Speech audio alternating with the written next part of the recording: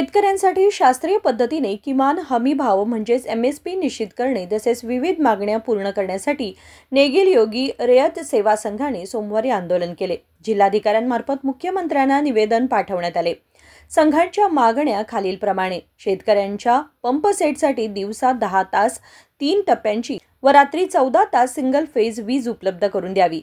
इनामी जमिनी, जंगल क्षेत्र आणि बगर हुकूम जमिनीवर अनेक वर्षे शेती करणाऱ्या कुटुंबांना कायदेशीर हक्कपत्रे द्यावीत यासह अनेक मागण्या करण्यात आल्या।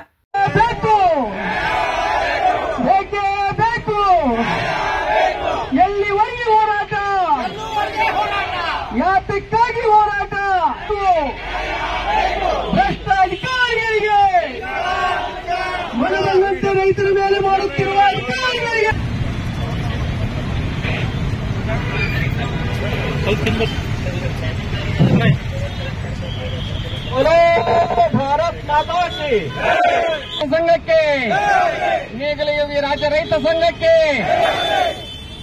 ಒಂದು ವೇಳೆ ಯಾವತ್ತು ಕೈಲಹೊಂಗಲ ಸವದತ್ತಿ ಖಾನಾಪುರ ಅನೇಕ ಆಗ್ತಿರ್ತಕ್ಕಂಥ ಒಂದು ಸಮಸ್ಯೆಗಳ ಬಗ್ಗೆ ಬಹಳಷ್ಟು ಪರಾಮರ್ಶಿಸಿಕೊಂಡು ಯಾವ್ಯಾವ ಸಮಸ್ಯೆಗಳಿದ್ದಾವ ಅಂತಕ್ಕಂಥದ್ದು ಇವತ್ತಿನ ದಿವಸ ಹೊರಳಾಡ್ತಿರ್ತಕ್ಕಂಥ ಒಂದು ರೈತರಿಗೆ ಒಂದು ನ್ಯಾಯ ಕೊಡಿಸಬೇಕು ಅನ್ನುವಂಥ ಒಂದು ದೃಷ್ಟಿಯಿಂದ ಈ ಒಂದು ಪ್ರತಿಭಟನೆಯನ್ನು ಹಮ್ಮಿಕೊಂಡಿದೆ। या आंदोलनात शेतकरी नेते रवी पाटील, शंकर बोलन्नावर, सोमलिंगप्पा मळली, भीरप्पा हंचिनमणी, लक्ष्मी नाईक, यल्लप्पा नाईक आणि अनेक शेतकरी सहभागी झाले होते।